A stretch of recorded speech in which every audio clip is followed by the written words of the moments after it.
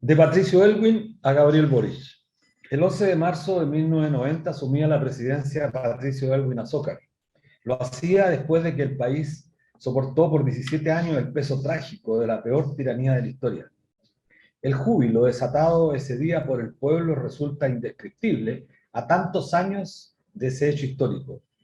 Era el retorno a la democracia, algo importante para quienes durante años habían luchado resistiendo la represión, la desigualdad y la injusticia.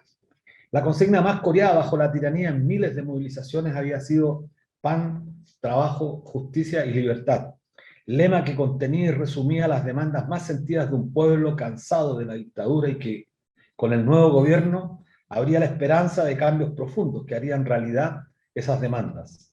Al menos eso se prometía con la llegada de Patricio Aylwin y su eslogan "La alegría ya viene", que despertó en millones muchas esperanzas. Han pasado 32 años de ese día histórico y la promesa de la alegría no llegó, o al menos no llegó para las grandes mayorías. El país terminó frustrado, pues demandas sentidas y legítimas fueron olvidadas y quienes dirigieron el Estado en los últimos decenios olvidaron sus compromisos con el pueblo, rompieron con sus convicciones y terminaron adecuando sus ideas a la realidad imperante dominada por las lógicas del mercado, concepciones monetaristas. El pragmatismo se impuso y con ello el modelo económico adquirió la hegemonía de toda la política pública, con lo que se dio inicio al proceso de consolidación del modelo privatizador que renunciaba a responder a las demandas sociales del mundo del trabajo y de los sectores populares. La desigualdad, la concentración de la riqueza, la privatización extrema de los derechos en pensiones, salud y educación, la negación al acceso al agua como un bien de uso público, la imposibilidad de acceder a viviendas dignas, terminó estallando el 18 de octubre del año 2019. No son 30 pesos, sino 30 años sintetizada al igual, como en su momento, la consigna pan, trabajo, justicia y libertad. Hoy, 32 años después, asume Gabriel Boric y tiene en común con la asunción de Patricio Aylwin en 1990 las expectativas de un pueblo que tiene confianza, que cree que las cosas cambiarán en su favor. Ciertamente el pueblo tiene paciencia, siempre la ha tenido, pero hoy surgen aspiraciones muy sentidas que no podrían nuevamente ser traicionadas. Desde 1979, el mundo del trabajo ha debido someterse al plan laboral de la dictadura, que imposibilita el ejercicio libre y verdadero del sindicalismo. En una sociedad donde el conflicto capital-trabajo no ha desaparecido, sino por el contrario, se ha agudizado toda vez que la participación en la renta que genera el trabajo cada día se torna más desigual, se hace necesario y urgente revertir esa situación.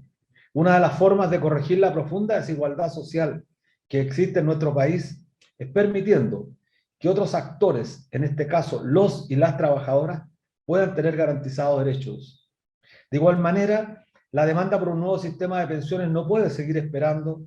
Las condiciones indignas en las que se están pensionando la mayoría de las personas requiere acabar cuanto antes con esta industria parasitaria de la injusticia en que se ha convertido el conjunto de las AFP. Igual resolución debiera tomarse con la inmoral existencia de las ISAPRES que han extraído utilidades sostenidas a cargo de la salud miserable que reciben la mayoría de los enfermos de nuestro país. Hoy el pueblo está alegre porque tiene esperanzas. Cree que el nuevo gobierno encabezado por Gabriel Boric vendrá a restituir la justicia que tanto se demanda. Justicia que no solo está en el plano económico, sino que también en otras áreas importantes de la sociedad. Hay que acabar con la corrupción de las Fuerzas Armadas, en el Congreso, en el gobierno y, por supuesto, en la clase empresarial, en todas las instituciones públicas y privadas, y ello exigirá señales y conductas claras de quien asume la dirección del Estado el día de hoy. El país enfrentará años complejos. La garantía para que los desafíos se enfrenten con cohesión social es respondiendo a los compromisos asumidos ante el pueblo de manera clara. Gabriel Boric tiene en sus manos esa tremenda responsabilidad. No puede fallarle al pueblo. Este no se lo perdonaría. Hola, buenas tardes. Como todos los días viernes estamos una vez más en el programa de Debate Social en la radio Que Piensa, en la radio Universidad de Chile, en la 102.5 de FM, el dial, y a través de nuestro canal @punto social Como todos los viernes, bajo la dirección de Ana Muga Sáez, que en esta oportunidad la periodista está conjuntamente conmigo en el panel, pues nuestra compañera Miriam Campuzano, por razones de fuerza mayor, hoy día no estará. ¿Cómo estás, Ana? Muy bien, muy bien. Sin duda este es un día memorable, un día en que incluso se hablaba en esta transmisión, durante todos los entrevistados, alguien hablaba de que hoy día se iniciaba un cambio de paradigma. Lo que tú planteabas, digamos, dentro de la editorial de tu introducción, habla de eso, de todas las esperanzas, todas las expectativas que tiene mucha gente. También vimos en la mañana la manifestación de los pobladores, que son una de las demandas sociales van a pesar en este periodo, van a surgir, porque todos queremos recuperar derechos, los que no tenemos, los que hemos perdimos durante 30 años, no hubo ningún tipo de derecho. Y el tema de la vivienda, pucha, que pesa, o sea, tenemos un déficit de vivienda gigantesco, hay 2,5 millones de personas sin casa en estos momentos. Sí. Ya 700, se habla de que se requiere 730.000 viviendas por lo bajo, digamos, en estos momentos, y lo peor que vemos también es que nos encontramos con el gran negocio del inmobiliario que tiene los valores de las viviendas, pero por las nubes. Los trabajadores comunes y corrientes, con los sueldos de un trabajador común y corriente, es imposible que llegue. Entonces, van a ser 4 años con mucha cuesta arriba, digamos, Sí, con sí, muchas tareas sí. y que esperamos mucho de él. Bueno, derechos es lo que se exige y claro, hemos sido gobernados por un Estado de derecha y creo que justamente lo que hay que revertir es eso, acabar con la derecha y pasar a un Estado de derechos. Creo que las demandas más importantes que están en el campo de la demanda popular, como decías bien tú, una vivienda digna, acabar con estos guetos que se han convertido en estas viviendas de 35, 40 metros cuadrados, que son una insolencia al desarrollo de un país, que son la insolencia gravísima a un pueblo que espera ser, yo diría, satisfecho con demandas que son absolutamente legítimas, lo mismo en el tema de la salud, de la pensión, etc. Así es. Hubo una foto, no sé, volviendo al cambio de mando, porque un Sí, proceso, un tema muy contundente hoy día. Hoy día es el día del cambio de mando y hubo muchas señales. Incluso una de las que me gustó, es la molestia de los empresarios que por primera vez no fueron invitados a este cambio de mando. En el 2018 estuvieron dos presentes, estuvo Bernardo Larraín Mate, de la SOFOFA, estuvo Ricardo Aristía, de la Sociedad Nacional de Agricultura, Diego Hernández, Sonami, claro. estuvieron todos. Bueno, yo creo que este país tiene que de una vez por todas hablar claro. Creo que la hegemonía en 40 y tantos años del mundo empresarial en este país ha sido absolutamente obsceno. Se han coludido, han cometido las más grandes infracciones al país, han utilizado y usado a su antojo el tremendo fondo de pensiones que los trabajadores generan para expandir sus utilidades, para expandir sus negocios, para invertir fuera del país. No es efectivo, y esto creo que es una de las grandes tareas de desterrar la mitología que se ha construido al calor de los empresarios, que se señala permanentemente que dan trabajo. No, hay que decirle a nuestros auditores de la Radio Universidad de Chile, quienes dan trabajo son los hombres y mujeres de nuestra patria. Ellos han usado toda la institucionalidad jurídica, económica, que se desarrolló bajo la dictadura, sin democracia y que se consolidó en estos últimos 30 años para servirse y no servir al país. Y la corrupción de ellos, si no olvidemos, por favor, la colusión en la industria de la farmacia del gran empresariado chileno, financiado con ahorros previsionales, la colusión en la industria del pollo, del cerdo. Estos señores que se expanden su fortuna no han hecho ningún aporte al país. Creo que hay que decirlo claro, claro y categóricamente. Y el gobierno de Boris, por eso decía yo, tanta esperanza que hay, tanta ilusión, y por eso nuestro pueblo está contento hoy día. Bueno, y cuando el pueblo está contento, uno también está contento, porque el pueblo tiene cifradas expectativas que esperemos se lleven adelante. Esperamos cambio. Esperamos cambio. Esa es la cosa, que esta gente que se pasea en el país como Pedro por su casa, que son se sienten dueños de todo, digamos, empezar a recuperar estos espacios, recuperar los derechos. Lo que sí, hay una foto, digamos, que mostraron hoy día, el presidente del Senado, de la presidencia del Senado, fue electo también y fue electo Álvaro Elizalde, del Partido Socialista, presidente del Partido Sí, Socialista, quien tuvo que ponerle la banda presidencial a Gabriel Boric. bueno, eso, ¿Ya? eso yo creo que preocupa un poco la tremenda presencia del Partido Socialista en el gobierno de Gabriel Boric, porque no hay que perder de Preocupa. vista, claro, que ellos no estuvieron en la campaña, no son parte de la coalición política que llevó a Gabriel Boric a asumir la presidencia. Al contrario, tenían un candidato distinto. Y llama la atención porque en las representaciones presidenciales, lo que eran los ex intendentes, la presencia Ah, socialista, bueno, en los todos los delegados ámbitos, los presidenciales delegados presidenciales, el Partido Socialista, como bien dijo, no me recuerdo aquí bien, bueno, no participaron en el gobierno, perdieron, pero al final ganaron, porque ganaron. están usando y Efectivamente ocupando se todos los cargos ve una importantes. presencia, pero muy fuerte del PS, sobre todo, y esta foto, la foto del cambio de mando la muestra la Claro, Grafica. Y una de las cosas que escuchaba también dentro de los análisis que se daban, digamos, en algunas partes, que porque esta fue una negociación muy fuerte, quién quedaba con la presidencia del Senado, las cuentas que sacaron la UDI con el Bópoli, que dejaron fuera al RN para apoyando a Elizalde, ¿ya? Fue que la tarea de ahora en adelante es defender el Senado, y defendiendo el Senado, digamos, en la Convención claro, Constitucional, claro, es muy grave, porque defender defendiendo el esta Senado institución, es defender la constitución política de alguna claro, manera. Por eso es claro. tremendamente preocupante y bueno, tenemos que estar alerta a nuestros auditores de la Radio Universidad de Chile. Generalmente es gente que tiene un pensamiento crítico, hay que estar alerta, porque hay que decirlo también, porque creo hablar con la verdad es, relativamente, es realmente importante. El Partido Socialista fue quien de alguna forma también mantuvo las AFP, mantuvo el sistema privado de salud, transfirió con su política permanente de transferencia de recursos públicos al sector privado, es lo que hizo posible que en Chile tengamos clínicas factuosas mientras los hospitales públicos se están desmoronando prácticamente a pedazos. Y eso es producto de una concepción, de una lógica política que llevó en gran parte adelante el Partido Socialista. Creo que tenemos que Así decirlo con es. claridad. Fueron parte de de los 30 Claro, años, son digamos. parte de eso. Y ese peso, digamos, porque tuvimos a socialistas, tuvimos a Lago, digamos, Así es. instalando, entregando las carreteras, entregando todo, Bueno, digamos, eso fue lo que el estallido, lo que la convirtió la revuelta. salud en canastas transables. Así La salud es. en estos momentos son seguros que se pueden pagar, en las clínicas se paga, se transfiere plata de los dineros públicos a los privados a través de todo lo que se hizo por estos gobiernos. Yo creo que hay un dicho viejo que se dice, dime con quién andas y te diré quién eres. Yo creo que, el gobierno de Boris tiene que tener cuidado, tienen que tener cuidado con quiénes Por son. supuesto.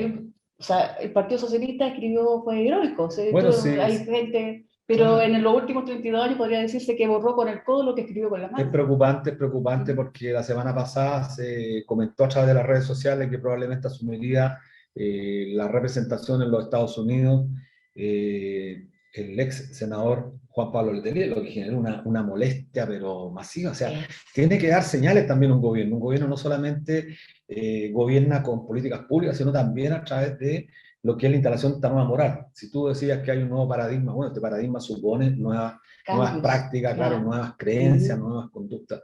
Y bueno, el pueblo está contento, de todas formas está ilusionado porque han habido algunos cambios que son simbólicos. El hecho bueno, no estén los empresarios en la asunción es importante, pero no basta con eso. Creo que la política pública para la gente común y corriente es cuando se traduzca en normas, en leyes concretas en beneficio de la gente.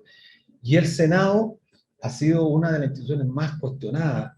Fue parte del cuestionamiento de la Convención Constitucional, quiere acabar con ella.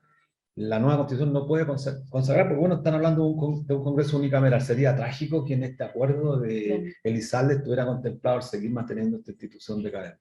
Claro. Sobre eso, mira, está el tema de la Convención Constitucional. Esta semana fue importante, empezaron las discusiones en los derechos fundamentales, donde se estuvo presente, digamos, tú estuviste presente defendiendo la postura de la coordinadora No Más AFP. Pero se está empezando a discutir. Y ese tema que tú planteas, digamos, el tema de la mantención del Senado, ya el Partido Socialista ha estado tratando. Y para terminar un poco lo que se dice de las negociaciones de la derecha y Evópolis con UDI, es que ellos prefieren que una de izquierda defienda, haga la tarea de defender el Senado. ¿Ya? Y eso lo están haciendo bien están instalando este consejo que lo están cambiando, lo están entregando mucho más poder, quedó unicameral, pero con un consejo, sí. Y este consejo está teniendo otro nombre. Hay que estar atento, digamos, a ese tema, a todas esas aristas. ¿Ya? Sí. Parece que estamos con los tiempos acotados, vamos a tener un tremendo invitado ahora en la otra segunda parte de nuestro programa, y vamos a conversar con Javier Arrizabalo, economista español, sobre todo lo que significa, digamos, el conflicto bélico en Ucrania, en Europa del Este. Vámonos con un tema musical. Lo eligió también nuestro invitado, él eligió el tema El Necio, interpretado por Los Bunkers, tema de Ciro Rodríguez. Hola, estamos de vuelta en nuestro espacio de debate social en la Radio Universidad de Chile, el Radio que Piensa. Recuerden que pueden volver a escuchar este programa en el fanpage @canal.social. Estamos con un invitado que no es primera vez que está acá en nuestro programa, es el economista español Javier Arrizabalo, doctor en economía y académico titular de la Facultad de Economía de la Universidad Complutense de Madrid. También es codirector del Grupo de Estudios de Economía Política, Capitalismo y Desarrollo Desigual, y además director del Diploma de Formación Continua, Análisis Crítico del Capitalismo, que imparte la misma universidad. Cuenta con varios libros a su haber, entre ellos Enseñanzas de la Revolución Rusa, Capitalismo y Economía Mundial, en la que considera bases teóricas y análisis empírico para la comprensión de la problemática económica del siglo XXI y crisis y ajuste en la economía mundial. Bienvenido, querido Javier Arrizabalo. Así es, bienvenido, Javier. ¿Cómo estás? ¿Qué tal? ¿Cómo estáis, Luis, Ana? Un gusto enorme estar con vosotros de nuevo, claro que sí. Para nosotros es un tremendo placer poder conversar contigo temas de importancia.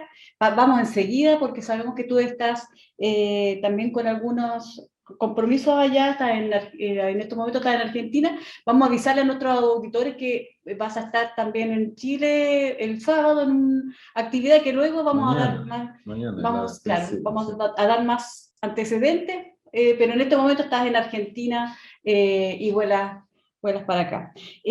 Javier, mira, empecemos con un tema que es bastante sensible, digamos, y que tiene que ver con el conflicto bélico que hace 2 semanas está azotando, digamos, a la humanidad, porque no solamente esto ocurre en Europa, sino que también nos afecta a todo el mundo. Además nos llegan imágenes muy cruentas de gente que está haciendo, familias completas que están siendo desplazadas, ciudades destruidas, y vemos toda esta situación.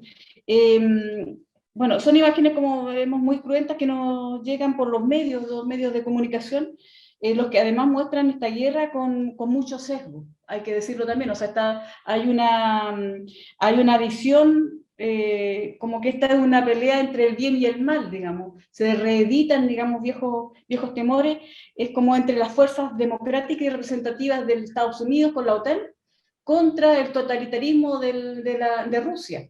Ya, así es como lo muestran, digamos, todos los medios, y hay bastante frases incluso que muestran, que califican a Putin como un comunista soviético. Hay gente de opiniones que lo muestran de una manera total, que es súper alejado de la realidad, porque, bueno, ya no existe la URSS, pero además Putin es parte de un partido conservador, nacionalista, bastante alejado del Partido Comunista, que también me parece que es su contrincante en el país. Cuéntanos un poco tú, por favor, ¿cuál es tu visión del trasfondo político, del trasfondo económico que tiene este conflicto? Que tú tienes, además, que estás más cerca allá en Europa. Claro.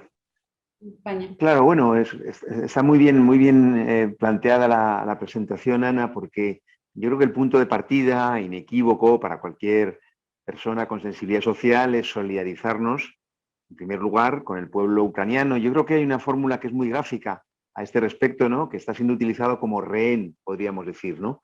Por una parte, por los intereses que expresa Putin, que tienen que ver con la oligarquía rusa, pero también por los intereses de la OTAN, ¿no? Aquella promesa en febrero del 90 del entonces secretario de Estado estadounidense Baker, ¿no?, a Gorbachov, de que no habría ninguna ampliación de la OTAN hacia el este, y el hecho es que ya hay de los 14 países que se han incorporado en este periodo, 13 son del este europeo, ¿no? Creo que esa idea es importante. También solidaridad con la población rusa, que está padeciendo una orientación de la economía al objeto de la guerra, donde hay ya miles de detenidos por manifestar una reivindicación democrática elemental, que es la de estar en contra de la guerra. También el pueblo ruso que padece las sanciones, porque las sanciones no van destinadas a los oligarcas que tienen todos los mecanismos, y vosotros, Luis, en particular, conoces bien, ¿no?, las palancas financieras para poder desviar capitales, etcétera, etcétera, y que las sanciones no recaigan sobre ellos, sino sobre la mayoría de la población. Y dicho esto, está muy bien, te decía Ana, me gusta cómo lo has planteado, porque digamos que en el análisis político, social, no hay la tentación, ¿no?, quizá de decir, bueno, pues vamos a lo inmediato. El hecho es que por orden de Putin, por orden del gobierno ruso, hay un ataque militar, una invasión, bombardeos, y eso es un hecho real, ¿no? Y es un hecho real que yo creo que inequívocamente hay que rechazar. Pero también es cierto que nos quedaríamos cortos y tendríamos un análisis, yo creo, miope, si solamente nos detuviéramos en ello y no entendiéramos o no encuadráramos la discusión en algo que has señalado, ¿no? Que tiene que ver con, y lo voy a decir, ¿no?, muchas veces lo hemos conversado con Luis, ¿no?, esto quizá puede parecer un poco teórico, pero no, yo creo que la clase trabajadora, los sectores populares no tienen nada que perder con conocer elementos de fondo, ¿no? Lo explicaba Marx en El Capital, decía que mientras que la productividad aumenta a un ritmo, el mercado mundial no aumenta al mismo ritmo. El mercado mundial no tiene capacidad, digámoslo así, de canalizar todas las aspiraciones de todos los capitales a valorizarse, a rentabilizarse. Hay un dato muy interesante. Antes de la pandemia, años 2017, 2018, el Fondo Monetario Internacional, sabemos lo que significa, decía que había nubes en el horizonte y las ligaba sobre todo a la guerra comercial, China, Estados Unidos, también Unión Europea, y también a la deuda, ¿no?, una deuda privada que ya más que triplica el Producto Mundial, ¿no? ¿Y eso con qué tiene que ver? Ambos elementos tienen que ver con esa pugna por el mercado. Entonces, no es nada nuevo en la historia de la humanidad, lamentablemente. Hace apenas 108 años hubo una Primera Guerra Mundial donde su contenido de fondo en cuanto a la pugna brutal por el mercado mundial se reveló con toda nitidez, y de nuevo estamos en eso, ¿no? Cuando vemos aspectos como los que tienen que ver con el mercado energético, por ejemplo, hoy, ¿no?, la subordinación de la Unión Europea es un dato muy interesante, porque a veces fuera, especialmente en América Latina, se idealiza la Unión Europea, ¿no?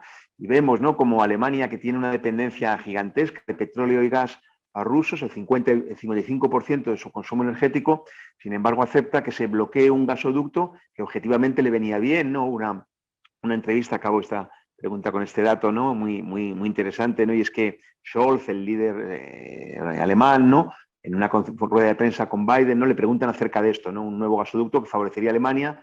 El tipo no se atreve a decir prácticamente nada, y Biden, ¿no?, zanja y dice que ese gasoducto no va a entrar en ningún momento en operación. El hecho es que, mientras tanto, habiendo cicateado, habiendo dificultado cualquier dotación de fondos extras en la pandemia, el hecho es que Alemania en 24 horas dota un fondo extra de gasto militar de 100.000 millones de euros, qué casualidad, con el cual se llega al 2% del producto, que es lo que exige Estados Unidos. Hoy vimos una declaración similar de Suecia. Es decir, el cuadro es dantesco, y lo que es seguro es que en las guerras quienes pierden siempre son los pueblos.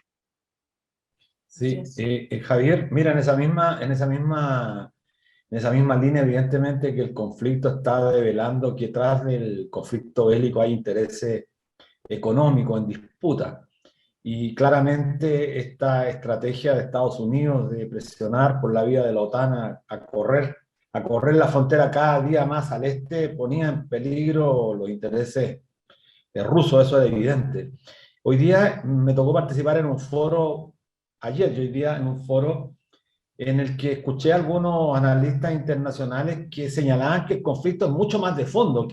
Por eso quería preguntarte si sabes algo, que Alemania estaría en una encrucijada, producto de tener que optar por lo que va a ocurrir con la compra de gas a un precio 2 o 3 veces más grande, más alto de lo que podrían obtenerlo Rusia, y que habrían sectores, no sé qué tan reales, sectores sectores alemanes que estarían mirando con cierto interés reformular las alianzas estratégicas. No sé qué sabes tú, que la OTAN podría estar ya en la bancarrota, algunos señalan, en su etapa final, y que a Alemania le convendría mucho más mirar hacia el este que mirar hacia Occidente, y que eso generaría probablemente problemas al punto que Francia y, bueno, Alemania también han sido muy cautos respecto de seguir extendiendo el conflicto con la presión que realiza Estados Unidos a través de la OTAN. ¿Qué sabes de eso? Claro, es muy interesante, Luis, ¿no? Porque digamos que como si estuviéramos en una obra de teatro, aunque es verdad que es de terror, ¿no? Habría que identificar los actores, las actrices, ¿no? Y en primer lugar, bueno, caracterizar, y yo lo he hecho aunque brevemente, lo que representa Putin, tiene un intento de preservarse una pequeña parte del mercado mundial para un sector oligárquico cuya riqueza viene fundamentalmente, digámoslo con claridad, con el pillaje que sigue a la desaparición de la Unión Soviética. No es una casualidad que el propio Putin venga de ahí, concretamente de los siniestros servicios secretos de la Unión Soviética ya burocratizada, etcétera, ¿no? La OTAN, caracterizar la OTAN no es difícil, ¿no? Es decir, Estados Unidos, potencia líder, y muchas veces no se juega, y quienes tenemos ya una cierta edad hemos visto pasar no pocos cadáveres de supuestos outsiders, supuestos candidatos alternativos a la hegemonía, en su momento Japón, también Alemania, hoy día China. Estados Unidos sigue llevando a cabo el 40% de todo el gasto militar mundial, ¿no? Ahí también se dilucida la noción de la hegemonía. Cuando pensamos en la cultura, pues seguro que en Santiago de Chile, igual que en Madrid, igual que en prácticamente la totalidad casi de las capitales importantes, culturales en el mundo, se proyectan una cantidad de películas estadounidenses incomparables con las chinas, si es que se proyecta alguna, digamos, ¿no? Y esto que puede parecer anecdótico, yo creo que ayuda a caracterizarlo. Y en ese cuadro, tu pregunta es muy buena, Luis, porque insisto en algo que apuntaba antes, una cierta idealización de la Unión Europea. Mirad, cuando hablamos de Estados Unidos podemos decir que tiene debilidades económicas, y es verdad. Incluso debilidades económicas en partes provocadas por sus propias multinacionales que se fueron al exterior para ser competitivas. Pero bueno, hay una cierta correspondencia entre su poderío industrial, por más que ha venido a menos, financiero, comercial, cultural, político, militar. Alemania es un caso muy extraño. Alemania es una potencia industrial, es una potencia comercial, poco menos potencia financiera. En gran medida, el peso financiero en Europa recae sobre la City londinense. Eso tiene que ver con un reparto de tareas, digámoslo así, ¿no? Pero es que además Alemania políticamente y sobre todo militarmente es un enano. Eso tiene que ver con que Alemania, no nos olvidemos, que Alemania, la reunificación, la absorción de la Alemania del Este, realizada, puesta en vigor el 3 de octubre de 1990, a ese acuerdo, que fue uno de los últimos acuerdos internacionales de la Unión Soviética como tal, se le llamó Acuerdo 4+2.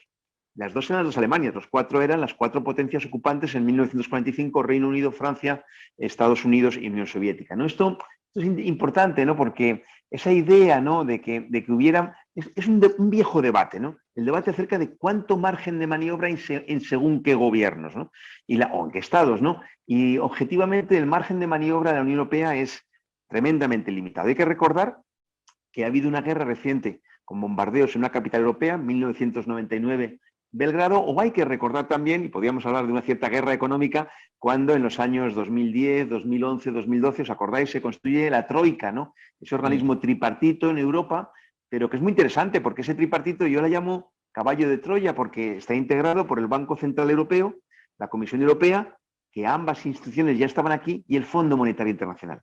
Y ustedes desde América Latina saben mejor que nadie lo que significa el Fondo Monetario Internacional, ese mecanismo, ¿verdad?, de la cláusula de condicionalidad. Se renegocia el aplazamiento de la deuda a condición de las políticas que vosotros tan heroicamente, yo diría, ¿no? Luis y Ana y toda la coordinadora de Más FPs habéis luchado, ¿no?, desde el punto de vista de garantizar conquistas elementales, ¿no?, como la que tiene que ver en particular con el salario de vejez, ¿no?, con una pensión verdaderamente digna de este nombre. Después, una pregunta que viene después, así que, pero antes queremos volver al tema de que lo que tú estás planteando, o sea, lejos está el problema de la anexión, el problema original cuando se hablaba de que esta guerra era producto de la anexión de estas dos ciudades, de Donetsk y Lugansk de Ucrania a la URSS. Ya casi ya no tiene que ver un poco con eso, hay intereses económicos detrás. Muy potente.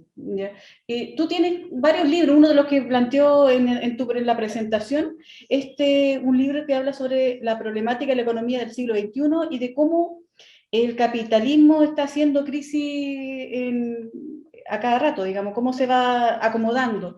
Esta guerra económica de estas potencias, digamos, ¿podría ser producto de este reacomodo del mismo capitalismo? Yo diría, Ana, que absolutamente. Es decir, la exacerbación de la competencia hoy se expresa por todos los lados, ¿no? Por todos los lados, ¿no? Hay datos, ¿no? Por ejemplo, hay un tipo de extracción de gas, se le conoce con un nombre en inglés, fracking, que es fraccionamiento, es una sacudida muy fuerte geológica, que es costoso y que realmente solo empieza a ser rentable a partir de que el precio del petróleo esté por encima de 45 o 50 dólares. Si el precio del petróleo está más bajo, entonces no puede competir, ¿no? El hecho es que de nuevo tenemos precios del petróleo por encima de 100 dólares, ¿no? Es decir, ahí vemos un hecho objetivo, ¿no? Es decir, se abre un espacio de negocio para un tipo de extracción de gas que está en gran medida en manos, desde el punto de vista de la especialización técnica, de Estados Unidos, ¿no? Eso sin duda es así. Luego, si queréis, podemos comentar un poco las consecuencias económicas, ¿no? Porque de nuevo el fenómeno de la inflación, de nuevo una serie de aspectos, desvíos masivos de presupuestos a gastos no sociales, como sería menester, máxime viniendo de toda la sacudida de la pandemia. Y yo quería decir una cosa, porque hay un aspecto muy interesante y lo presentabas muy bien, ¿no? Con esta cosa maniquea, ¿no? De buenos y malos, ¿no? Y yo digo, no es difícil caracterizar el régimen de Putin, si queremos llamarlo así, y de igual modo no es difícil caracterizar la OTAN, pero hay un dato que curiosamente viene de Rusia y es muy interesante. Cuando tiene lugar el triunfo de la revolución el 25 de octubre de 1917, en las primeras 24 horas, no estoy seguro de si Boris va a tomar medidas tan valientes en las primeras 24 horas, valga la medio broma, plantean el decreto de la tierra y el decreto de la paz. Y se dirigen a todos los pueblos de todas las potencias beligerantes, y es un proceso casi diríamos inédito, ¿no? Pero además, 8 días después hay otro decreto que emite el nuevo gobierno, que es el decreto por el derecho de autodeterminación, que efectivamente se ejerce. Y hay repúblicas que se separan de Rusia. Rusia era un imperio bajo el zarismo, represor de todos los derechos nacionales, incluso del uso de las lenguas de los distintos pueblos que estaban sometidos a ese yugo zarista. Y esto es muy interesante porque yo creo que conviene, y lo haces bien, distinguir, ¿no? Lugansk, Donetsk son unos territorios donde la inmensa mayor parte de la población es rusa, ¿no? Entonces se puede discutir de eso y de todo, ¿no? Para mí hay una premisa democrática elemental que es el derecho de autodeterminación, ¿no? Y sabéis que en el caso español hay convulsión al respecto por todas las tensiones nacionalistas, por todo lo que la burguesía española, que no es una burguesía de primera, no resolvió históricamente, digamos, ¿no? O no se resolvió históricamente. Pero en este caso es muy importante porque ese derecho de autodeterminación tiene que ver primero con que la discusión en esas regiones es distinta, y segundo, esta idea que yo quería transmitir de Ucrania como rehén, porque al fin y al cabo Ucrania, el pueblo ucraniano, que es quien está padeciendo fundamentalmente, que compone esas estampas terribles que tan bien definías, está siendo rehén por una parte de Estados Unidos, que lo utiliza como elemento de cambio, como elemento de presión, y también está siendo rehén, o utilicemos la expresión que queramos, para definir que está siendo bombardeada, etcétera, etcétera. Entonces yo creo que es muy importante, y no lo digo desde un punto de vista, digamos, de equidistancia, lo que es el régimen ruso sabemos, pero también sabemos quién, y permitiendo una expresión coloquial, manda a escala mundial, desde el punto de vista, como decía antes, de su reflejo último, digamos, que sería el militar Estados Unidos, con ese gasto militar que representa el 40% de todo el gasto militar mundial, ¿no? Creo que esto es determinante, ¿no? Para situarnos que efectivamente, mira, la pugna por el mercado mundial es brutal, ¿no? Y lo vamos a ver, vienen, lamento, ¿no? Sí, pero decir que vienen tiempos duros. Sí, en el mismo razonamiento, Javier, en el mismo razonamiento respecto de la pugna por los mercados mundiales, bueno, Rusia representa un mercado no despreciable de 140 millones de habitantes. Es un país que uno de los mayores productores de granos del mundo, tiene petróleo, tiene gas, es decir, es un productor en alguna área bastante relevante y fija de alguna forma, cuando participa del mercado mundial, en la determinación de los precios. Hoy se anunció, por ejemplo, que el banco norteamericano Goldman Sachs sería el primer gran banco de Wall Street que saldría de Rusia, que se plantea como una sanción, pero además también se ha estado hablando mucho de sacar a Rusia de la plataforma SWIFT, con lo cual se genera un impacto grande al mercado, bueno, al comercio internacional, comercio exterior, que no solamente tiene consecuencias en Rusia, sino que también tendría consecuencias en todos aquellos países que operan a través de la plataforma SWIFT con el Estado ruso. ¿Qué tan cierto crees tú que puede ser este tipo de presiones? Porque hace poco también veía que casi se han retirado muchas empresas norteamericanas, pero no todas se han retirado. Algunas siguen privilegiando sus intereses económicos por sobre la guerra. La pregunta concreta es esa: ¿qué piensas de estas sanciones? Y si tú crees que es posible hoy día a Rusia sacarlo de la plataforma SWIFT, y si con eso no, entraríamos entonces en una nueva era, en un nuevo ciclo donde a un país tan grande como Rusia se es posible, si la gran cantidad de empresas y compañías lo pueden terminar aislando realmente. Claro, es muy interesante porque a veces se nos presentan la economía y la política como cosas diferenciadas y sabemos que la interrelación es plena, ¿no? Y es muy importante porque, fíjate, la clave yo creo de lo que señalas, que es muy interesante, es que a menudo, ¿no?, se apela a una suerte de orden, ¿no?, de ordenación que choca precisamente con lo que define el capitalismo, ¿no?, caracterizado porque no hay orden, lo que hay es pugna competitiva, ¿no?, y huida hacia adelante, podríamos decir en una gran medida.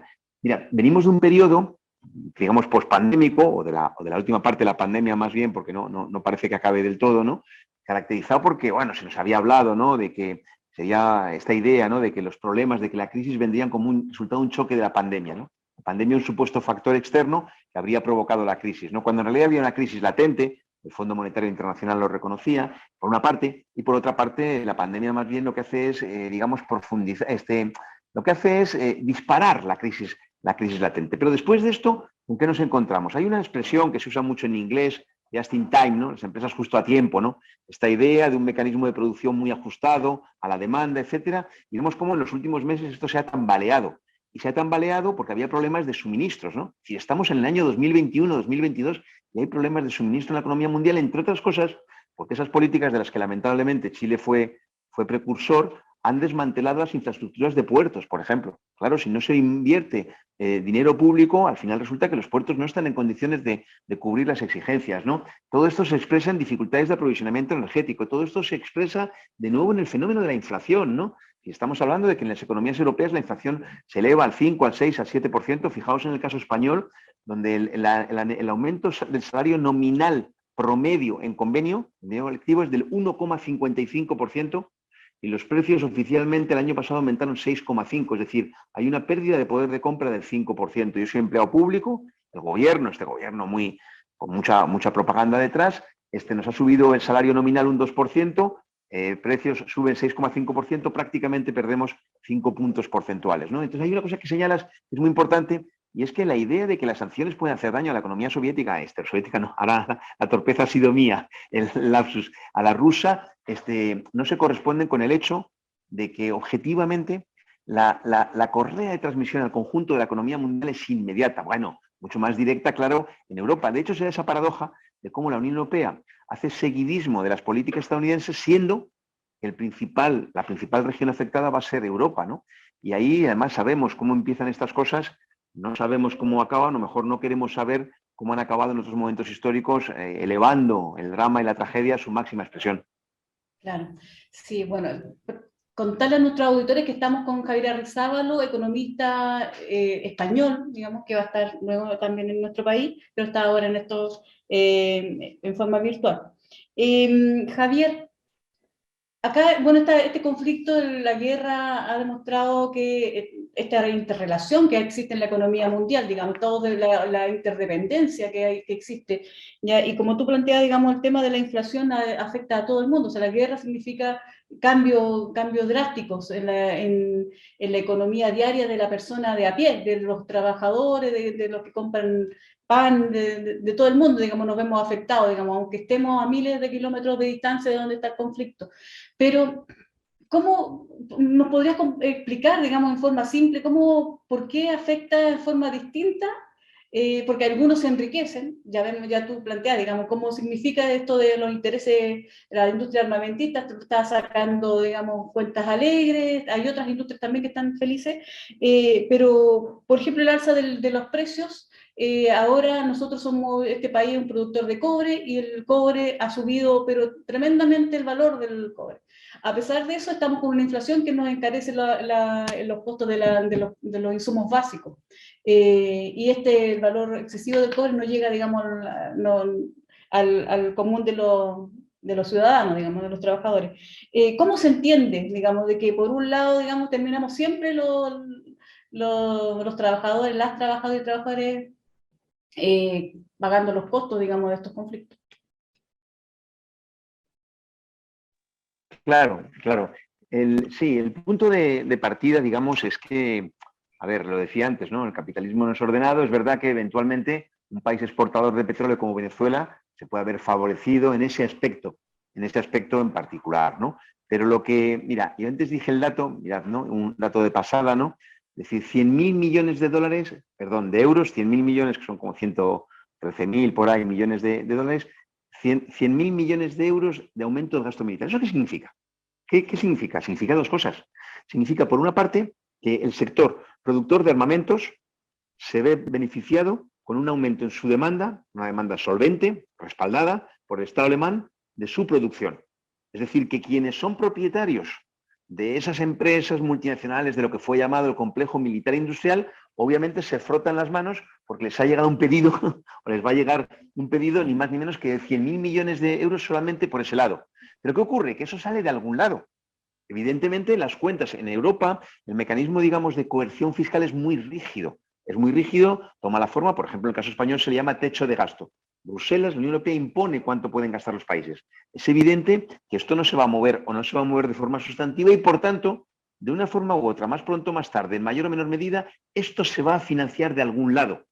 Y digo de algún lado para añadir a continuación que el lado del que se va a financiar es proseguir con las políticas privatizadoras y desmanteladoras en el campo de la sanidad, en el campo de la enseñanza, en el campo de la cultura, en el campo de la vivienda, etcétera, etcétera, ¿no? Eso es lo que realmente hay en juego, ¿no? Y me parece muy importante que lo señaléis porque, digamos que, en primer lugar, la inflación, ¿no? La inflación tiene dos consecuencias, ¿no? Una es evidente, es inmediata, lesiona el poder de compra de todos aquellos, ¿no?, sectores de la población que no tienen capacidad de prevenirse, de protegerse ante él. Pero, por otra parte, introduce un elemento, digamos, de desorden, de dislocación del mercado mundial que se va a expresar, ¿no? Y se va a expresar porque esto también podemos verlo desde el punto de vista de que, Ana, Luis, va a haber más desempleo en el mundo y va a haber más precariedad y las condiciones más elementales, porque nosotros sabemos en Chile y en todos, en cada país, de acuerdo a sus particularidades, que llegar a fin de mes, como solemos decir de forma coloquial, es complicado para sectores amplios. Yo lo decíais en Argentina. En Argentina se calcula el 55% de jóvenes y niños están amenazados de riesgo de pobreza, tienen riesgo de pobreza inminente. Es evidente que una sacudida, en el caso de Argentina, además, justo en este momento se está discutiendo en el Congreso un acuerdo con el Fondo Monetario Internacional de, una vez más, deuda que es ilegítima, respaldarla de igual modo con la plata de todos, podemos decir, ¿no? Como dicen aquí, con los fondos de todo, ¿no? Muy importante lo que se señala, porque aquí hay mucho por parte de quienes manejan la política económica de aprendiz de brujo. Es decir, se ponen en marcha una serie de medidas que van a explotar y van a generar un malestar que agravará esa situación ya de crisis latente previa a la pandemia, disparada con la pandemia, y no hay solución de continuidad. Es decir, y de nuevo estamos en un escenario dantesco, en una zona en particular, pero con un riesgo real de extensión a escala mundial, de una forma u otra. Es. Javier, bueno, varios temas, varias interrogantes surgen a propósito de la reflexión, de la información que tú entregas. Hay, por un lado, también una política de los bancos centrales a nivel mundial de pretender controlar la inflación con algunas políticas restrictivas. El caso chileno ha sido brutal en términos de aumentar la tasa de interés, y eso ha generado un impacto recesivo en la población que está lleno de contradicciones. Yo quería llevarte un tema, pero que en esta misma reflexión o pregunta pudieras tú darnos algunas señales. El drama humanitario de la guerra es evidente, todos lo padecen mucho más directamente los países que están cercanos, bueno, y el caso ucraniano es concreto. En cambio, por ejemplo, muchos países enfrentan los periodos críticos y los estados manteniendo la demanda agregada a través de los regímenes de seguridad social. El caso español es típico. En el caso chileno, nuestra economía está totalmente abierta, tú conoces bien cómo funciona la nuestra. Es una de las más abiertas a nivel mundial y tenemos el drama de que las pensiones en Chile son absolutamente exiguas. Dependen del resultado de las bolsas internacionales, particularmente de la rentabilidad que genere la inversión en instrumentos financieros, y como el mercado financiero mundial se está desplomando, hay un impacto directo. ¿Qué te parece esta situación? ¿Qué opinas tú conjuntamente con eso? Porque los bancos centrales más bien en América Latina se subordinan a la política de la FED. Sí, claro. De hecho, venimos de unos lustros en los que se impuso en el conjunto de los países la autonomía, decían, del Banco Central, pero si los bancos centrales son autónomos de todo mecanismo de control democrático, Entonces, ¿de quién dependen, no? Hay un caso muy curioso en Europa y es que Suecia no está en el euro, y esto es chocante, ¿no? Si se maquillaron las cuentas para que entrara Grecia, por ejemplo, ¿por qué Suecia no? Y eso tiene que ver con que en Suecia no hay constitución, hay unas leyes fundamentales que expresamente someten el control del Banco Central por parte del Parlamento. Podríamos decir, de forma un poco jocosa, pero real, que Suecia tiene el problema de ser demasiado democrática para estar en el marco del euro. Pero es importante lo que dices, Luis, porque hay un caso emblemático que es el de Margaret Thatcher en Reino Unido, donde una de las primeras medidas que toma con la excusa de combatir la inflación es subir los tipos de interés y están dispuestos a matar la economía si con ello matan la organización de la clase trabajadora, debilitan los sindicatos, y eso es la puerta abierta para todas las políticas desreguladoras, privatizadoras, etcétera, etcétera, ¿no? Tenemos que aprender de esa experiencia, y lo señalas muy bien porque hay una cuestión crucial. En la vida y en el mercado hay embates. En la vida existe la vejez, existe la enfermedad, en el mercado existe el desempleo. Bien, precisamente un grado de avance civilizatorio dentro de sociedades capitalistas, con todo lo que tiene de contradictorio, es preservar a la población de los embates de la vida y de los embates del mercado. Es decir, garantizar que llegada a cierta edad se va a seguir teniendo un ingreso resultado de lo que se ha aportado a lo largo de toda la vida laboral. Lo mismo en relación con la enfermedad, lo mismo en relación con el desempleo. ¿Qué ocurre? Venimos en España, en el caso español, la población trabajadora con cobertura de desempleo antes de la crisis de 2008 era de en torno al 82-83%. Hoy se ha desplomado. Eso quiere decir que en la siguiente sacudida de la crisis el amortiguador va a ser mucho más limitado. Es decir, vienen tiempos duros y lamentablemente me encantaría, claro, decir lo contrario, que tienen que ver justamente con que, fíjate que bien lo has dicho, Luis, seguridad social, ¿no? Y a veces lo tenemos delante y no reparamos en ello. Sí, una sociedad segura desde el punto de vista de aportar a sus miembros la garantía de que hay un nivel de vida, de consumo, de bienestar que está asegurado, seguridad social por encima de qué es lo que pase, repito, en la vida, enfermedad, vejez, en el mercado. ¿Qué ocurre? Estamos identificando que en el mercado vienen tiempos muy duros, y eso se da en sociedades en las que precisamente ese mecanismo de seguridad ha ido siendo desmantelado, ¿no? Ahora, nada es ineluctable, porque de igual modo que ustedes durante decenios lo arrancaron esa conquista, yo no tengo ninguna duda, Ana, Luis, de que la coordinadora No Más AFP va a triunfar y la clase trabajadora, los sectores populares en Chile tendrán un salario de vejez. No tengo ninguna duda, tardará, será complicado, pero se arrancará. Y no será cesión de nadie, Javier, mira, lo que será fruto de la lucha. Aprovechando tu nacionalidad, aprovechando que vienes de España y que ahí tienen un sistema de reparto tripartito con características solidarias, ¿podrías tú explicar un poco a los auditores cómo funciona un sistema? Porque estamos en Chile, Chile no cuenta con un sistema de seguridad social, recién estamos en la discusión para introducirla en la nueva Constitución, y se tejen muchos mitos, digamos. Hay una campaña pero feroz desde los grupos de poder que quieren mantener a las AFP y plantean de que los sistemas de reparto están quebrados, que los gobiernos le echan mano a los fondos, que no funcionan, que ya no se puede. ¿Cómo funciona, digamos, un sistema de reparto? ¿Cómo funciona el sistema de reparto español? ¿Qué pasó en la anterior crisis cuando hubo, digamos, un problema ahí con los sistemas de reparto y que se le echaba, digamos, la culpa que eran los gobiernos que estaban sacando de estos fondos? ¿Cómo funciona para darle luces a la gente? Claro, lo primero que habría que decir es que partimos de los hechos y luego opinamos, pero partimos de los hechos. Y no tiene ningún misterio ni ninguna dificultad demostrar la viabilidad absoluta en una sociedad en pleno siglo XXI de que la población llegada a una edad pueda retirarse y mantener una vida digna hasta sus últimos días. Eso es perfectamente factible hoy día. Sin embargo, se alegan falacias, en particular la demográfica, y se presenta como si fuera una cuestión técnica. Como hay un aumento de la esperanza de vida, inevitablemente habría que atrasar la de jubilación. Y juegan con datos supuestamente rigurosos y dicen que si antes había 4 trabajadoras activos por cada uno, pasivo, y luego fueron 3 y 2 y 1,5, y se oculta el hecho, en primer lugar, de que si eso fuera así, afectaría exactamente igual al sistema privado público. Pero es que además es mentira. Yo alguna vez lo hemos comentado, ¿no? En España, en los años 50, para dar de comer a la población, el empleo agrícola era del 50% de la población. Hoy día, el empleo no llega al 3%. Bueno, en parte llegan productos de fuera, pero no es lo determinante. Lo determinante se llama productividad. La sociedad, la economía mundial, llegada a la tercera década del siglo XXI, tiene capacidad de sobra de que eso ocurra. ¿Cuál es el dato? Y hay que rebatirlo porque mienten sistemáticamente. El hecho es que lo que llamamos tasa de reemplazo, cuánto representa la pensión respecto al último salario, en España está en el 80%. En Chile ya no llega ni al 33% en los hombres, ni al 25% en las mujeres. Es decir, no pueden engañarnos. Cuando el derecho se convierte en mercancía, rige mercado y no se garantiza nada. Y ahí, si tengo 30 segundos para explicar solo una cosita más, porque creo que es muy gráfica. Sí, y además agregar sí, Javier, también agregar el tema de quiénes tienen que entregar este derecho, digamos. ¿Por qué no pueden ser los privados los que estén a cargo de la seguridad social? En realidad es una cuestión aritmética. El lucro tiene que salir de algún sitio. De una forma extremadamente perversa en Chile que sea.